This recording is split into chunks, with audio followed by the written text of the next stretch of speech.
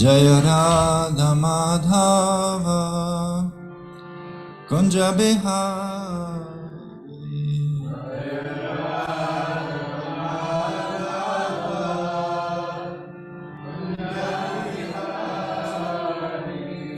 Jaya Radha Madhava Kunja Bihari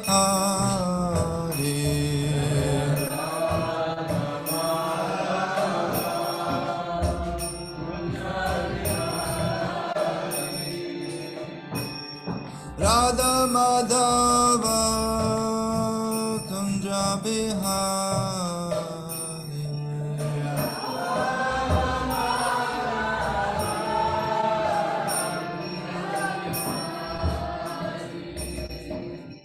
Gopi Jana Vallabha Girivaradhari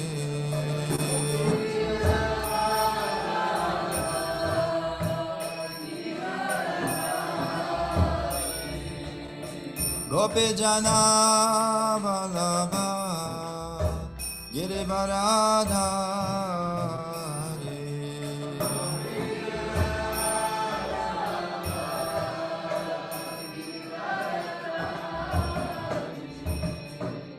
Yashodanandana Vraja Jana Ranjana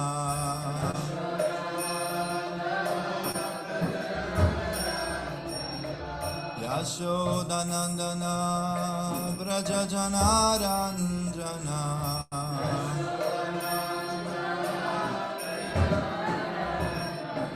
Yashodanandana Vraja Jana Ranjana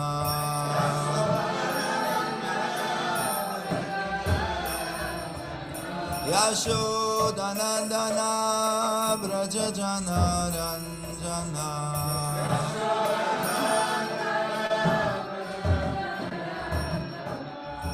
Yashodanandana Vraja Jana Ranjana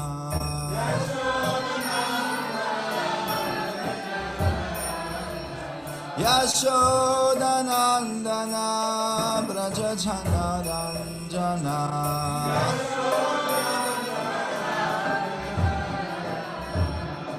Jamuna Tira Vanachari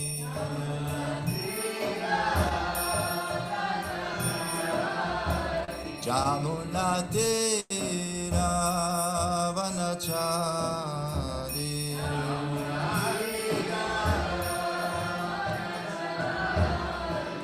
Jaya Radha Madhava Kunja Bihari Jaya Radha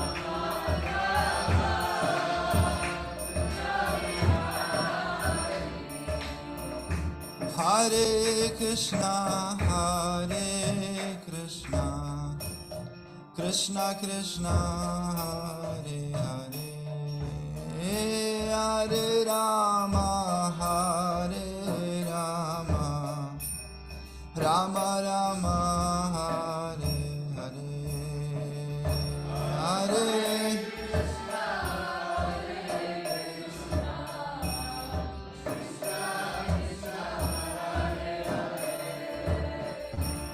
Hare Rama Hare Rama Rama Rama Hare Hare Hare Krishna Hare Krishna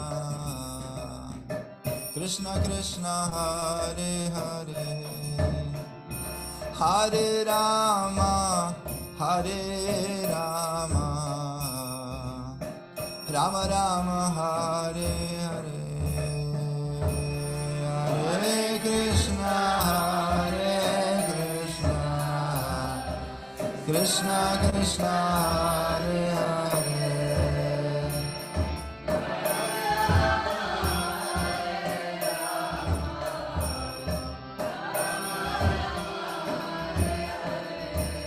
Jaya Radha Madhava Kunja Bihari Jaya Radha Madhava Kunja Bihari Jaya Radha Madhava Kunja Bihari Jaya Radha Madhava Kunja Bihari Shri Shri Radha Madhava Ashta Sakhi Pancha Tattva Prahlad Nishima Bhagavan Ki Jai.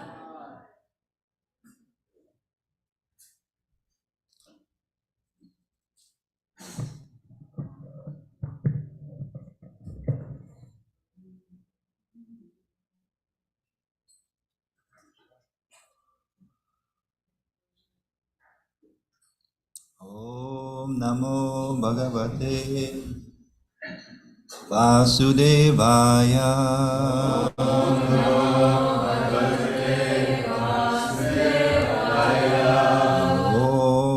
Namo Bhagavate Vasudevaya.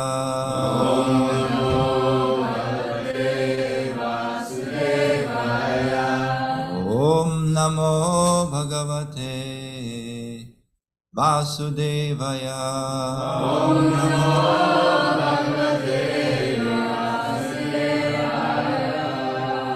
Narayanam Namaskrityam Naram Chaiva Narottamam Devim Saraswatim Vyasam Tato Jaya Mudiraye Nashtareshva Bhadreshu Nityam Bhagavata Sevaya Bhagavati Uttama Shloke Bhakti Bhavati Nashtiti. Before reciting Srimad Bhagavatam, one should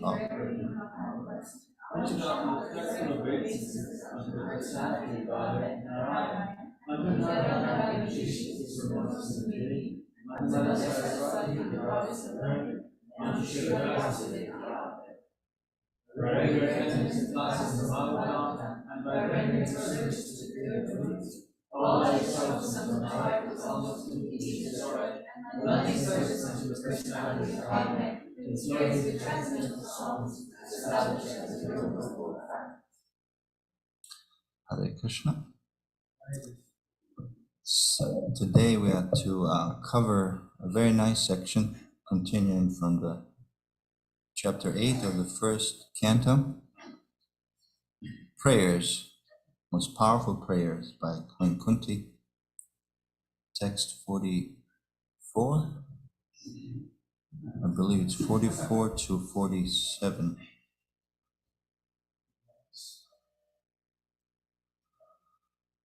And also today is a very special day of Srila Prabhupada's arrival to the West. 20 years ago, I had a great fortune to be present in a first festival in Boston that commemorated that event. It was Paschatya Desha Tarna Festival. And I'm thinking about it, it's 20 years ago. And I'm thinking about it. And the more I think about it, the more I'm thinking, where did the time go? And this is one of the main themes today that we're going to cover. The theme of regret. And how do devotees feel that very unpleasant thing, regret, remorse, feeling sorry? How do we go about that? So we'll look more into that through the lenses of King Yudhishthira, who at this time feels, although he has performed 2 Rajasuya sacrifices after the war to atone all the atrocities that any war carries, and although Krishna was there preaching to him, Vedavyas was there also. It's okay, you're the king now. But no, he was feeling very remorse, very deep sense of regret. So this is the nature of Vaishnava and Vaishnava heart. Is paradukha dukhi. Tripayam Buddhi.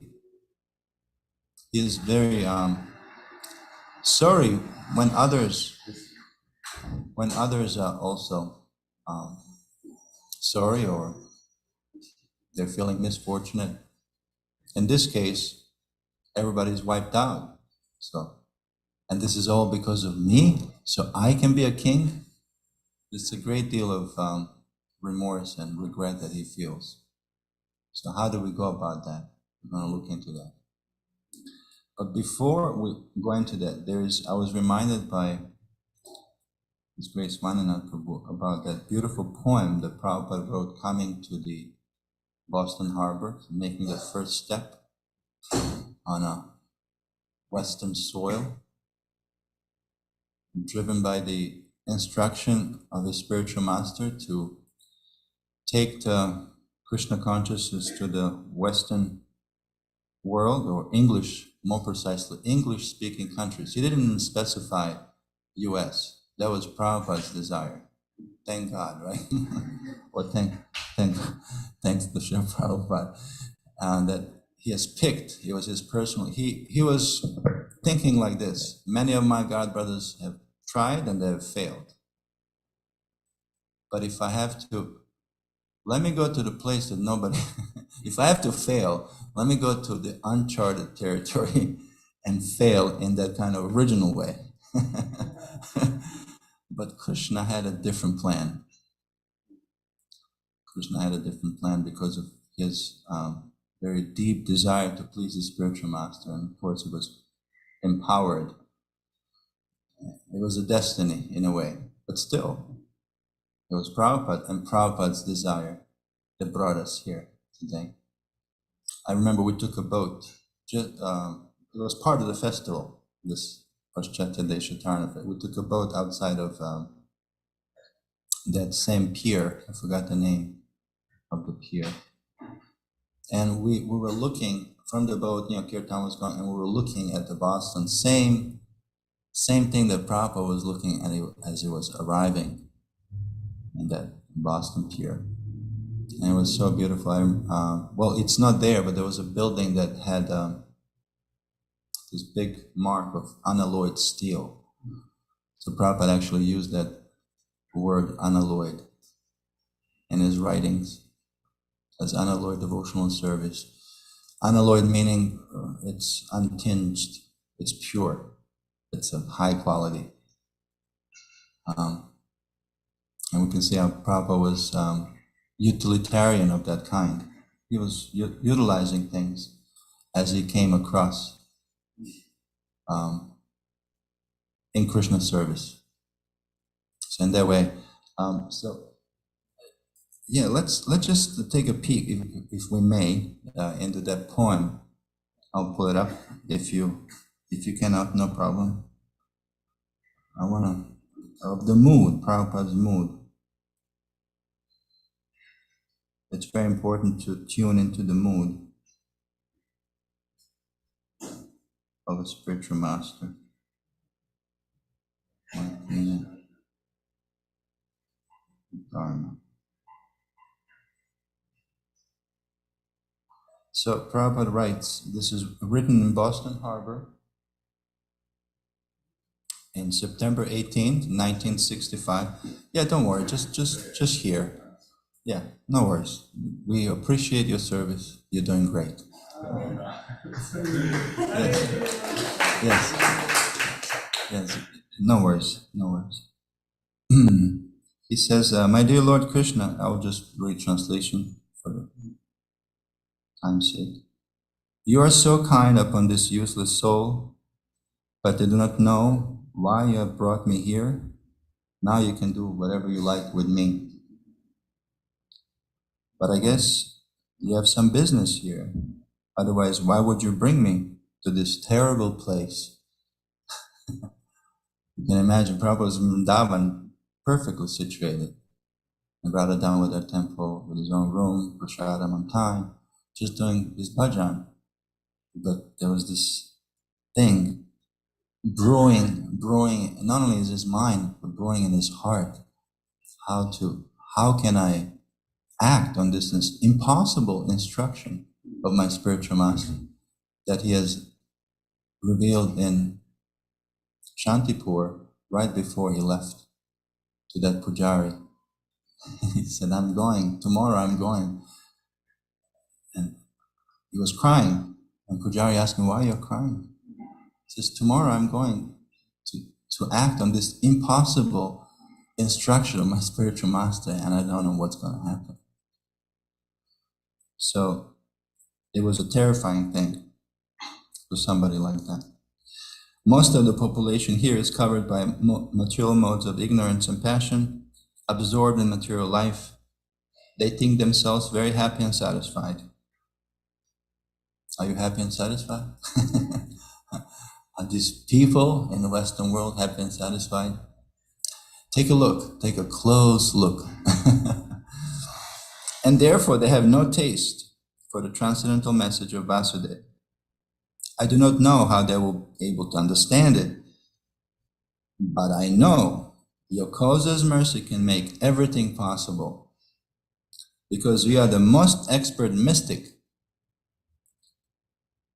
This will be very useful for Yudhishthira also at that time to remember, because Krishna was instructing him. But Krishna had a different plan. Krishna wanted Bhishma Dev to give instructions to Yudhishthira. That was the plan. How will they understand the mellows of devotional service? Oh Lord, I'm simply praying for your mercy so that I will be able to convince them about your message. And you can see how Prabhupada's dependent on Krishna. He's fully depending on Krishna's mercy. I cannot do it, but you, the supreme mystic, Yogeshvara, the best of all mystics, you can make it happen. You can make impossible things possible. So this is a full dependence. And there's a nice phrase that indicates on that very intimate relationship between devotee and Krishna, that without Krishna, we cannot. A fact, right? Without Krishna, we cannot. But without us, Krishna won't. So unless we also endeavor, Krishna won't do it. Until Prabhupada endeavored, Krishna wouldn't do it. So endeavor of a devotee plus Krishna's mercy and supreme power, that combination yields into a wonderful things. The life of miracles, that combination will yield into the life of miracles as we see the Krishna consciousness movement unfolding even today, based on that same principle. Our desire and Krishna's mercy, that it's ample of Krishna's, we're swimming in it, but who is taking it? All living entities have come under the control of illusory energy by your will.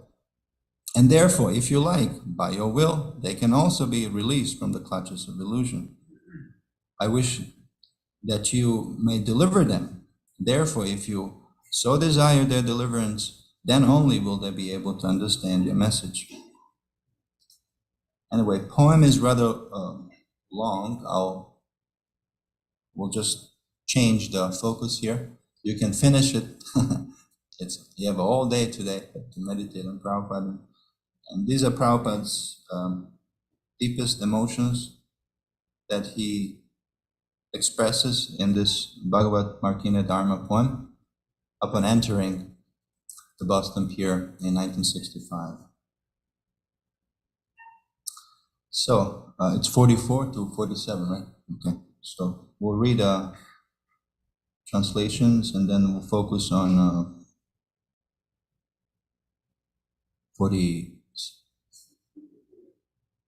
44 to 52, and then we're going to focus on one of those, I think 46. All right, let's take turns. I can start. Sutta Goswami said, the Lord, thus hearing the prayers of Kunti Devi, composed in choice words for his glorification, mildly smiled. The smile was as enchanting as his mystic power. Thus, accepting the prayers of Srimati Kunti Devi, the Lord subsequently informed other ladies of his departure by entering the palace of Hastinapur. But upon preparing to leave, he was stopped by King Yudhishthir, who implored him lovingly. King Yudhishthir, who was much aggrieved, could not be convinced, despite instructions by great sages headed by Vyasa and Lord Krishna himself, the performer of superhuman feats, and despite all historical evidence. King Yudhishthira, son of Dharma, overwhelmed by the death of his friends, was aggrieved just like a common materialistic man. O sages, thus deluded by affection, he began to speak. King Yudhishthir said, O my lot, I am the most sinful man. Just see my heart, which is full of ignorance. This body, which is ultimately meant for others, has killed many, many phalanxes of men.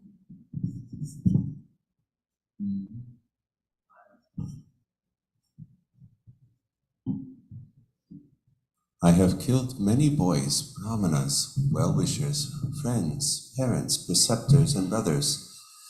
Though I live millions of years, I will not be relieved from the hell that awaits me for all these sins. There is no sin for a king who kills for the right cause, who is engaged in maintaining his citizens, but this injunction is not applicable to me. I have killed many friends of women, and I have caused enmity to such an extent that it is not possible to undo it by material wealth. As it is not possible to filter muddy water through mud, or purify a wine-stained pot with wine, it is not possible to contract the killing of men by sacrificing animals.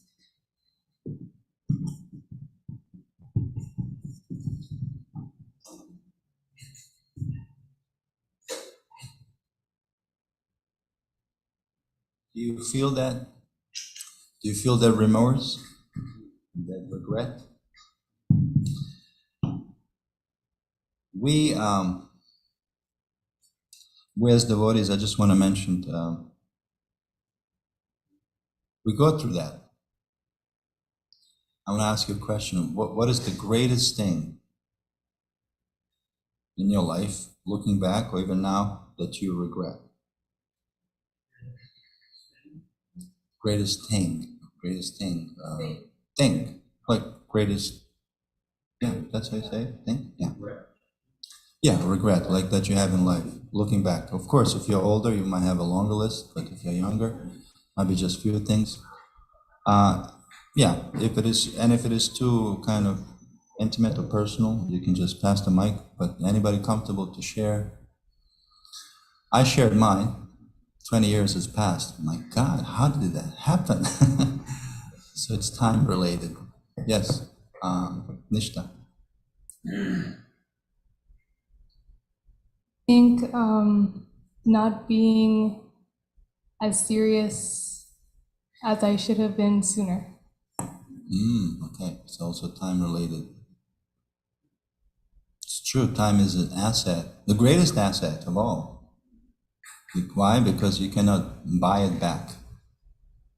Even for all the gold in the world, even a moment wasted, you cannot take it back. That's how serious. It's a life and death matter. Anybody else? Yes, Prabhu, and Kunti also. Just kind of similar to what Nishta was saying, just realizing that we have to be more serious about our practice. Just yesterday I saw something that Bhaktivinoda Thakur wrote in one of his books, where he was basically saying that as devotees we should be writing down every day about our progress in devotional service, like, okay, did I make advancement? And he says there that if a few days go by where you feel like you're not making advancement, then you should think, what did I do? What offenses did I commit? So it's like we should really be locked into our own progress, basically. Self-assessment.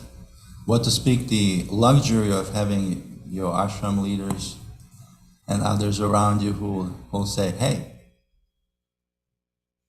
or maybe not so rude. They'll be like, excuse me, could you please maybe reconsider? Dear sir. Dear sir, you are so intelligent, you are so beautiful.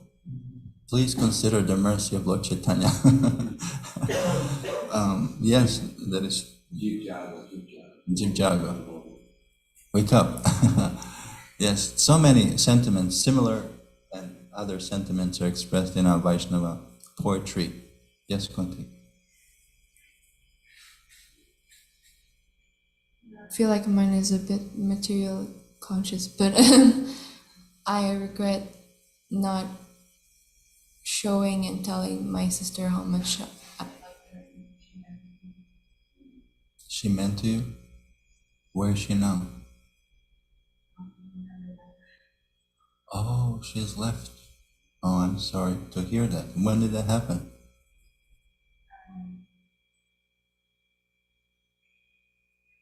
her 4 years ago. 4 years ago. How old was she? 16. What happened?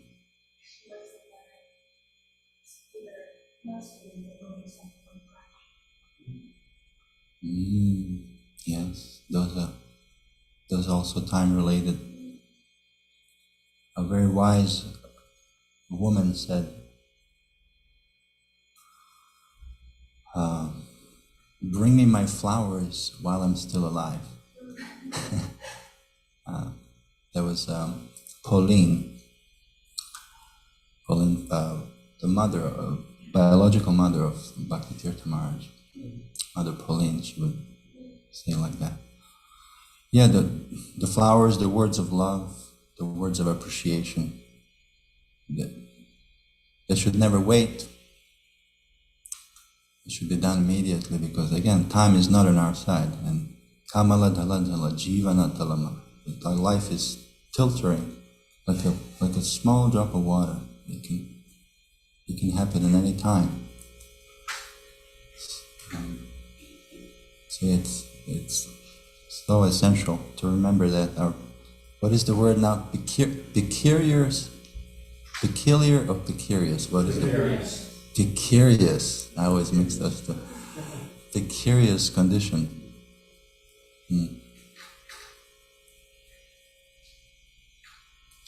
Yeah, actually, I had a similar thing with my parents. It's like a strong meditation that they're winding up and they're getting, but now it's the time to do it. But sometimes it's untimely, and then there's nothing really we can do. Yes.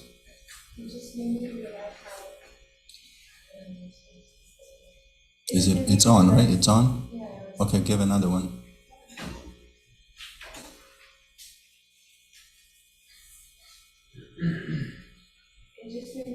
Realize how conflicts are, like we put too much attention on conflicts, and how as soon as you get in conflicts with someone, like you should try to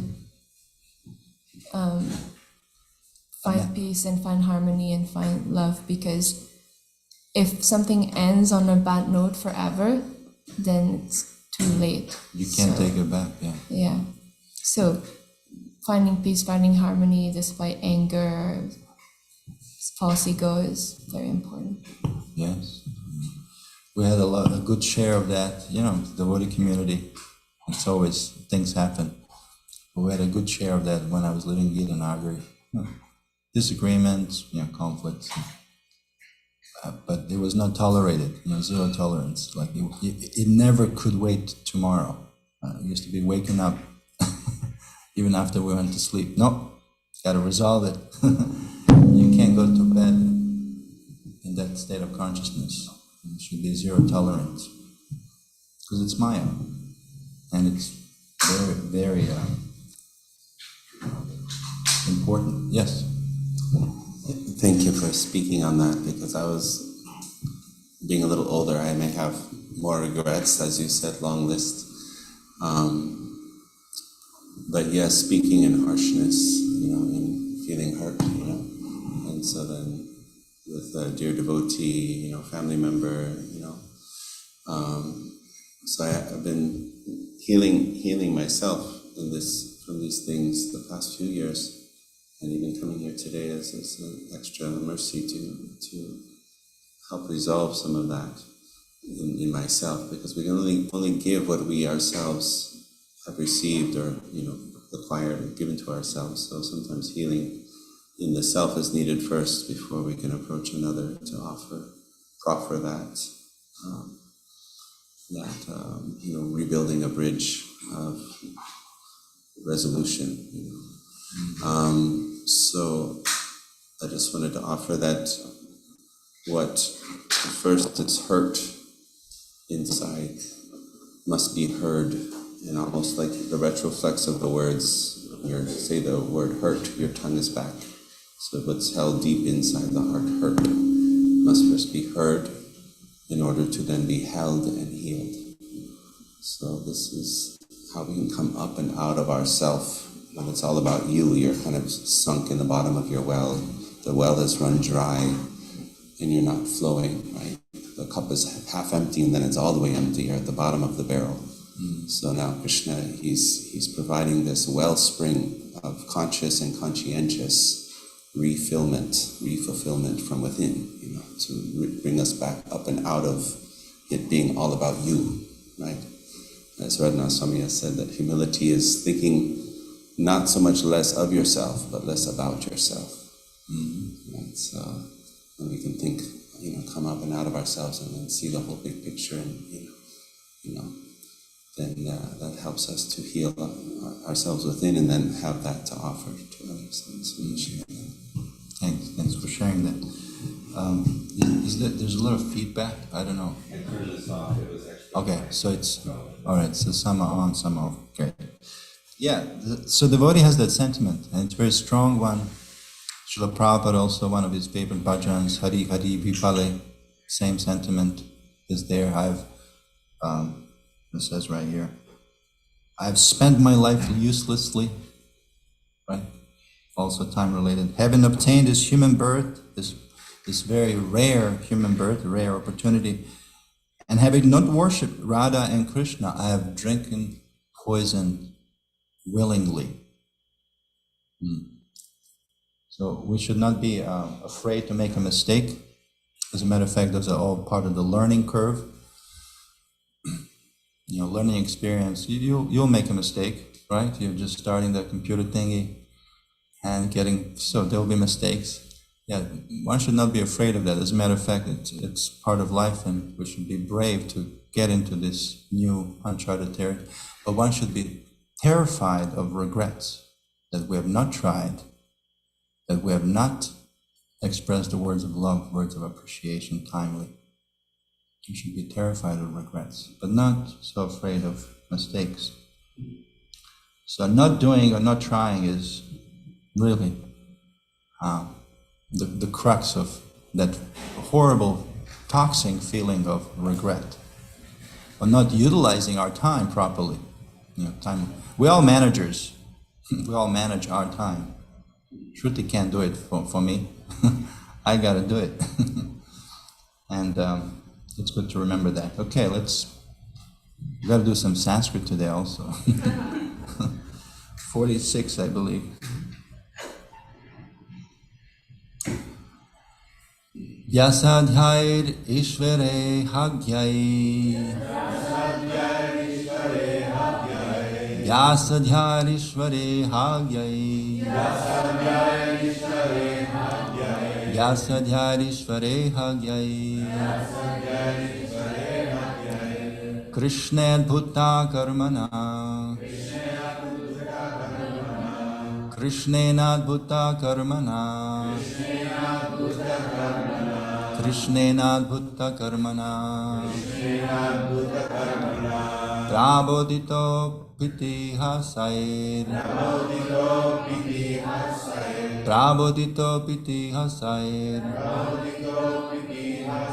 Prabodhito Piti Hasair Nabodhyata Shucharpita Nabudyata Sucharpita. Nabudata Sucharpita. Vyasadyarishvare Hagyai. Krishnenadbhuta karmana. Prabodhito piti hasai. Nabudyata Sucharpita.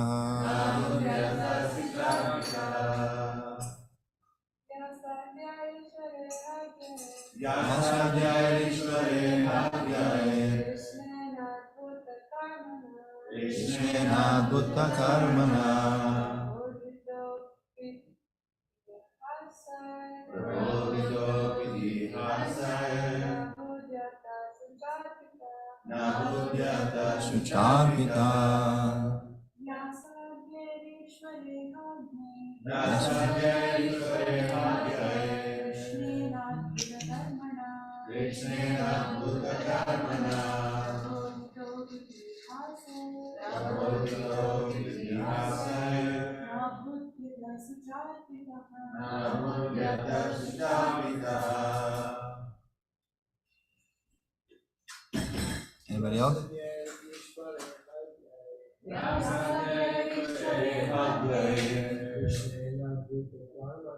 Krishnenadbhuta karmana. Prabodhito piti hasai. Nabudyata Sucharpita.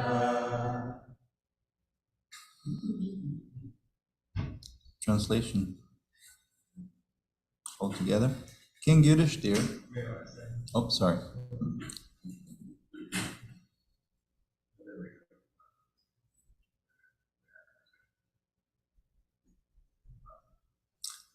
Oh. King Yudhishthir, who was much aggrieved, could not conceive, instruction of my great sages, headed by Vyasa and Lord Krishna himself. Historical evidence. Report. Take turns, I can start. The pious King Yudhishthir was mortified because of the mass massacre of human beings in the battle of Kurukshetra, especially on his account. Duryodhana was there on the throne, and he was doing well in his administration. And in one sense, there was no need for fighting. But on the principle of justice, Yudhishthir was to replace him. The whole clique of politics centered around this point, and all the kings and residents of the whole world became involved in this fight between the rival brothers. Lord Krishna was there on the side of King Yudhishthir. It is said in Mahabharata, Adiparva 20, that 640 million men were killed in 18 days of the battle of Kurukshetra, and some hundreds and thousands were missing. Particularly, this was the greatest battle in the world within 5,000 years. Anybody else wants to? Yes, bro. I was just thinking about you. I like your reading. This mass killing simply to enthrone Maharaj Yudhishthira was too mortifying, so he tried to be convinced with evidences from histories by great sages like Vyasa and the Lord himself that the fight was just because the cause was just. But Maharaj Yudhishthira would not be satisfied, even though he was instructed by the greatest personalities of the time. Krishna is designated herein as the performer of superhuman actions. But in this particular instance, neither he nor Vyasa could convince King Yudhishthira. Does it mean that he failed to be a superhuman actor? No, certainly not. The interpretation is that the Lord, as Ishvara, or the super soul, in the hearts of both King Yudhishthira and Vyasa, performed still more superhuman action because the Lord desired it. As super soul of King Yudhishthira, he did not allow the king to be convinced by the words of Vyasa and others, including himself, because he desired that the king hear instructions from the dying Bhishmadeva, who was another great devotee of the Lord. The Lord wanted that at the last stage of his material existence, The Lord wanted that at the last stage of his material existence, the great warrior Bhishmadev see him personally and see his beloved grandchildren, King Yudhishthira, etc., now situated on the throne, and thus pass away very peacefully. Bhishmadeva was not at all satisfied to fight against the Pandavas, who were his beloved fatherless grandchildren. But the Kshatriyas are also very stern people, and therefore he obliged to take the side of Duryodhana because he was maintained at the expense of Duryodhana. Besides this, the Lord also desired that King Yudhishthira be pacified by the words of Bhishmadeva, so that the world could see that Bhishmadeva excelled all in knowledge, including the Lord himself. So it's very interesting how Krishna is described here as performer of superhuman feats. He's Yogeshwara. So he always does more than one thing. Whenever he does things, he does, it's like a multi-level performance. So here, not only, so what happened, of course, the war is finished and Krishna appeared in Bhagavatam for the first time. We saw that right before Ashwatthama, or right after Ashwatthama did that heinous act. So Krishna is appearing in the most powerful way, and we heard that last Friday, as a Parthasarthi, as Bhaktavatsala, very menial way, very humble appearance of chariot driver. So, but yet it's most powerful quality of Krishna. Then we have Kunti, who offered the most powerful prayers. Of course, we can't imitate, just follow. Enough trouble on its own accord in our lives. And now we see this very also powerful feeling of regret at Yudhishthira's. So it's like, back to back with this like powerful items to meditate on. Krishna's benevolence, Kunti's surrender, level of surrender and eagerness to have Krishna, close to her chest or herself close to Krishna's feet. Severing the ties. Ananya Bhakti, unalloyed to Krishna only.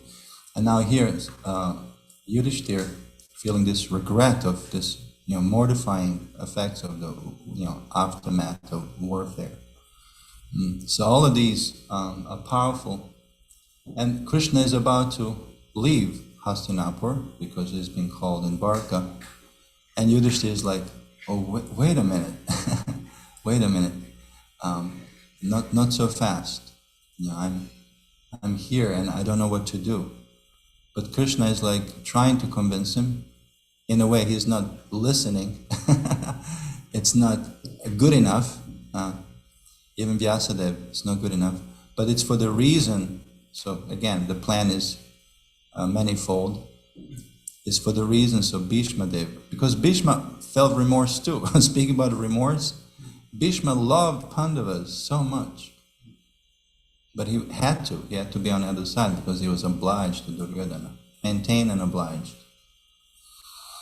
So this was the opportunity for Bhishma also to, by his words, by his instructions, to in a way encourage Yudhishthira to take the throne. So you see how Krishna is doing like multiple things at once. He's about to leave, but he said, "Don't worry, we'll have Bhishma, and he will help you with this because it's a very toxic emotion, and the feeling of regret and remorse. It's okay for some time, but if that becomes like a the ongoing thing, like a broken tape that is there, and some people they believe that feeling bad about themselves it actually makes them a good person. There's that kind of conviction also. Yes. One other feature of that is that it's described that when Bhishma Dev would leave, that almost the repository of the Kshatriya Dharma would be absent. So it was an opportunity for him to speak and leave those instructions. And they're very, those instructions that come up are unique, really. Correct. Yeah, that's there's a book actually, Leadership for the Age of Higher Consciousness, Part 2. It's all about the dialogue between Yudhishthira and Bhishma Dev, who was pinned down by the arrows. Because he had a boon to die anytime he wanted. So the only way to stop him was to just pin him down. So he was just like laying on a bed of arrows, pinned down by these great warriors on the other side. But anyhow, yeah, the point of Yudhishthira feeling like that, it's not an uncommon one. This is a 640 million people, just so I can be on a throne. It's a bit overwhelming, right? Not slightly, just a little bit.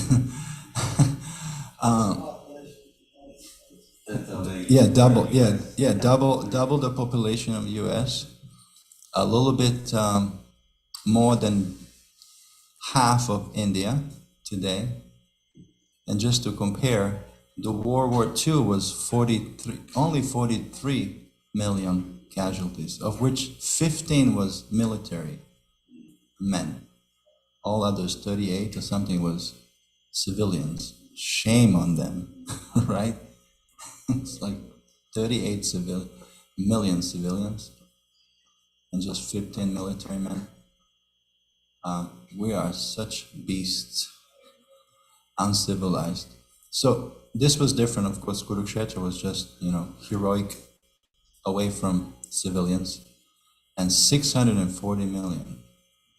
They're all killed before Lord Krishna. Yes, there's a higher plan there. So Yudhishthira is he's a powerful king. His anger was powerful too. Like it said that he exited the dice game, that hole, with closed eyes, because he was upset, but his glands could have burned everything to ashes. That's how powerful and virtuous he was. He said he never said a lie in his life, and that's why his chariot was always hovering above the ground. He never touched the ground, just by the power of his virtue. And now, of course, he's feeling this, but Krishna is telling him, no, you have come so far, this is your throne. But Yudhishthira has a history of somehow being reluctant to listen to Krishna. Even during the war, Krishna told him to lie. Remember that? To say Ashwatthama is dead. For the sake of, because there was, for the sake of strategy, because there was so much going on the other side, they were gaining power, and Krishna said, you gotta do this. And I was like, I can't. I never told a lie in my life. He said, no, you gotta do it, otherwise, And so he was attached to this morality, and transcendence sometimes means breaking that. Breaking what you believe in, to please Krishna. So after that incident of killing an elephant, they said, and proclaiming Ashwatthama is dead, they said that his chariot dropped. From that time on, his chariot dropped. It didn't hover anymore. And some say because he has told a lie, a white lie, but lie nevertheless. But our acharyas, they say it's because he was hesitant to listen to Krishna. To listen to Krishna. Because, dice game, they lost everything based on lie, based on cheating. So Krishna was like, you're going to play fair with these guys? And this is, exception only confirms the rule. It doesn't mean now, the lying is okay. This is just giving them the taste of their own medicine, or should I say poison. Because the whole thing happened based on cheating in that dice game. And he was hesitant. He said, too attached. So we have to be always eager to please Krishna, who will never lead us astray, but he will break our attachments, but always will lead us in the right direction. Okay, of course, this is a very wonderful topic, importance of forgiving ourselves, and also healing from, in his case, it's like PTS? PTSD, yeah. It's like, yeah, dealing with this very overwhelming. But yeah, time is very limited, and we don't want to be late. Let's see if you have anything to say or anything to add. Haribol Prabhu, thank you. I just wanted to say most of us have heard that saying KISS, keep it simple, stupid. Mm-hmm. But Srila Prabhupada, or sadhu. Or sadhu, exactly. Keep it simple, sadhu. Sadhu now. So keep it simple, sadhu means also this cutting, cut that complexity of the mind. The mind tends to be chanchala, which means very fickle. It tries to do the zigzag route, up, down, all around. So keep it simple, sadhu means, get to the point, stay to the point. And really, what is the point? That Krishna is sweet and simple, simple living, high thinking. So how do we, do it? As you said, Maharaj Yudhishthira had to learn and then show how to do Krishna's sweet will. So that's how I try to remember KISS, that Krishna is sweet and simple, to bring my mind back to that. There's a 4 signs of dark night of the soul. There's a 4 signs of dark night of the soul. One is fear of future, regret of the past, and confusion about the present. So all of those actually dealt with forgiving ourselves and reframing the narrative. I think Krishna Abhishek talked about cognitive reframing, being able to reframe that Krishna has you, and Krishna has you covered. He will deliver. You just have to stay on a path, and everything on that path will be good. Everything that happens will be good. It's just a matter of processing it. Yes. Just a perspective on grief, as when you did that exercise about regrets. So individually, there are many regrettable things in my life that I can point out. But then when I think about the opportunity of where I'm at today, and if changing any of those regrettable things would mean being in a different position, then I don't see them as in the same way. I'm grateful for what the opportunities and the spot that I find myself in today, and the opportunities to be of service. So would I be that way without those regrets? I don't know that, so I'm not willing to kind of just what you just mentioned, reframing how I see those. And I think that's also realistic. And the main ingredient in cognitive reframing is the feeling of gratitude.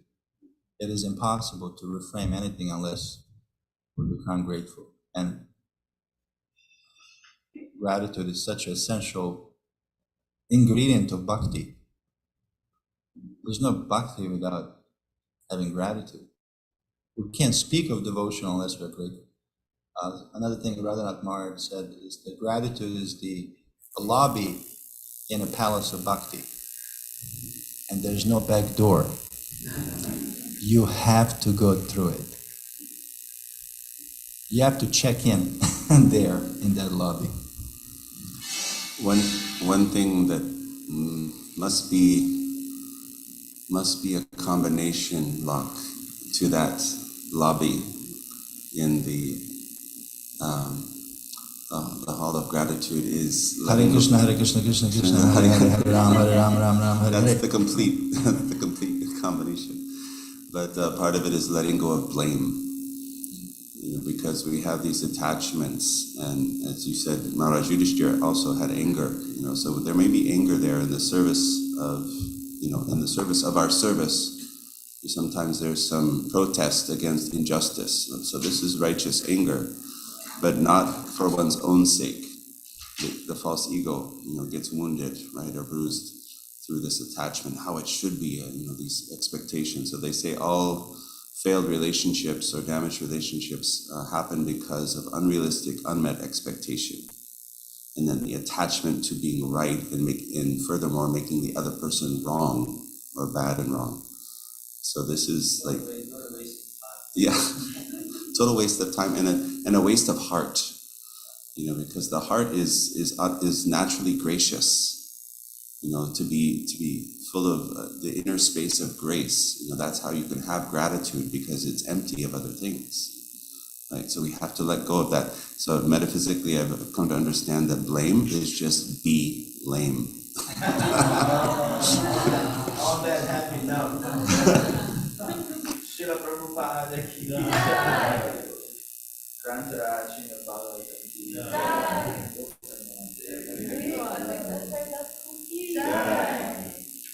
Shila Prabhupada.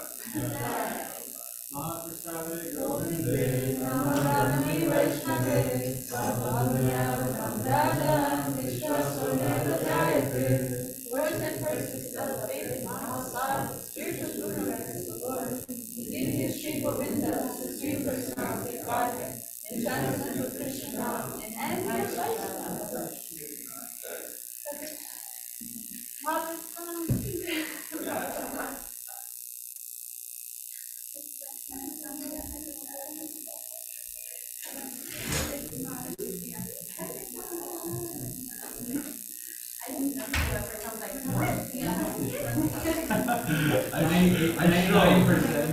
I show better to start. No. Oh yeah.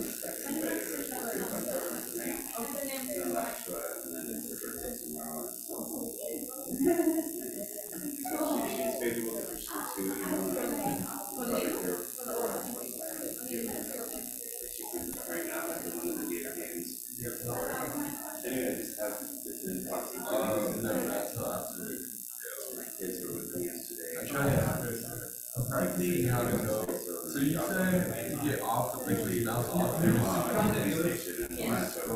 you scroll it, you can scroll it off and now oh my gosh, okay. If you go to the right side of the screen, alright, so yeah, right. And then if you want to go back, go to the left. It's basically like going literally like just think about it like dragging. This is the right screen. Yeah. Just like you're dragging going from that screen to this screen. Like if you want to bring this over, It's still just like yeah, if you want to bring it over, oh my god, I know how to work it now. It's kind of weird, but they can't people with dual monitors. That's basically what it is. It's just because it's on this wall. Because you're like, what the heck? going back and forth, back and forth. But if you just think about it like a dual monitor, that's that makes sense. And I know I need to be better at my finance and responsibilities. Actually, why not? So, I agree with that. Well, yeah, I didn't know this is neat as well. Yeah. I would still be here with them. Oh. We do. 11, which was early, instead of 12:31 to in the morning.